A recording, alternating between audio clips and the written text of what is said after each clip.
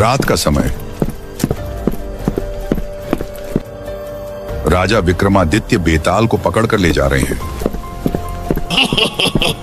बेताल हंसता है और बोलता है, राजन, तुम बार बार मुझे पकड़ते हो और मैं फिर भाग जाता हूँ, लेकिन तुम्हारे सफर को दिलचस्प बनाने के लिए मैं तुम्हें एक कहानी सुनाता हूँ। ध्यान से सुनो।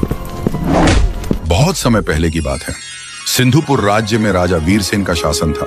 राजा अपनी न्यायप्रियता के लिए प्रसिद्ध थे, लेकिन उनके जीवन में एक बड़ा दुख था। उनकी कोई संतान नहीं थी। राजा और रानी ने कई यज्ञ और पूजा करवाई, लेकिन संतान प्राप्ति न हुई। एक दिन जंगल में घूमते समय राजा को एक साधु मिला। साधु ने राजा को एक चमत्कारी अंगूठी दी और कहा, राजन, यह अंगूठी जिसे भी पहनाई जाएगी वह संतान को जन्म देगा, लेकिन ध्यान रखना, यदि यह अंगूठी किसी गलत व्यक्ति के हाथ में चली गई तो राज्य पर भारी संकट आ सकता है। राजा ने अंगूठी को रानी को पहनाया और कुछ महीनों बाद वे संतान सुख से धन्य हुए। लेकिन तभी एक बड़ी विपत्ति आ गई। महल में एक लालची दासी थी, कमला, जिसने यह सब देख लिया। वह सोचने लगी, अगर मुझे यह अंगूठी मिल जाए तो मैं भी अमीर बन सकती हूँ। एक रात जब रानी सो रही थी, कमला ने अंगूठी चुरा ली और उसे पहन लिया। लेकिन जैसे ही उसने अंगूठी पहनी, वह अचानक एक भयंकर राक्षसी में बदल गई। कमला अब इंसान नहीं रही। उसने महल में आतंक मचा दिया। सैनिकों ने उसे रोकने की कोशिश की, लेकिन वो बहुत शक्तिशाली हो गई। राजा वीरसेन बहुत चिंतित हुए और उन्होंने अपने राजपुरोहित से सलाह ली। राजन, यह अंगूठी केवल सच्चे और पवित्र मन वाले व्यक्ति के लिए बनी है। यदि इसे कोई पापी पहन ले तो वह राक्षस बन जाएगा। इस राक्षसी को हराने का एक ही तरीका है, इसे इसकी असली मालिक रानी के हाथ से अंगूठी निकालनी होगी। राजा ने एक योजना बनाई।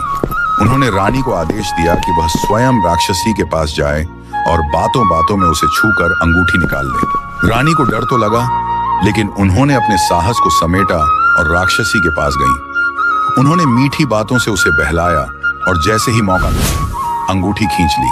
अंगूठी के निकलते ही कमला फिर से इंसान बन गई, लेकिन उसकी याददाश्त चली गई। राजा ने उसे दंड नहीं दिया और उसे महल से बाहर निकाल दिया। राज्य एक बार फिर सुरक्षित हो गया।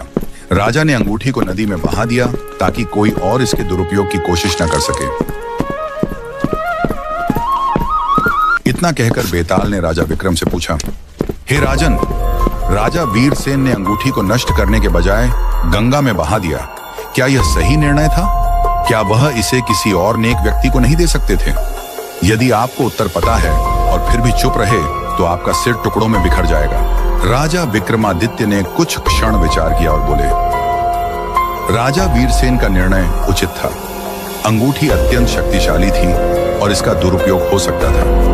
यदि वह इसे किसी और को देते तो लालच में कोई फिर से अनहोनी कर सकता था। इसलिए इसे गंगा में बहाना ही सबसे अच्छा उपाय था, क्योंकि यह अब किसी के लिए संकट नहीं बनेगी। बेताल जोर से हंसा और बोला, हे राजा विक्रम, तुमने एक बार फिर सही उत्तर दिया, लेकिन चुप्पी तोड़ी, इसलिए अब मैं वापस पेड़ पर जाऊंगा। इतना कहकर बेताल फिर से उड़ गया और राजा विक्रम फिर उसके पीछे भागना पड़ा।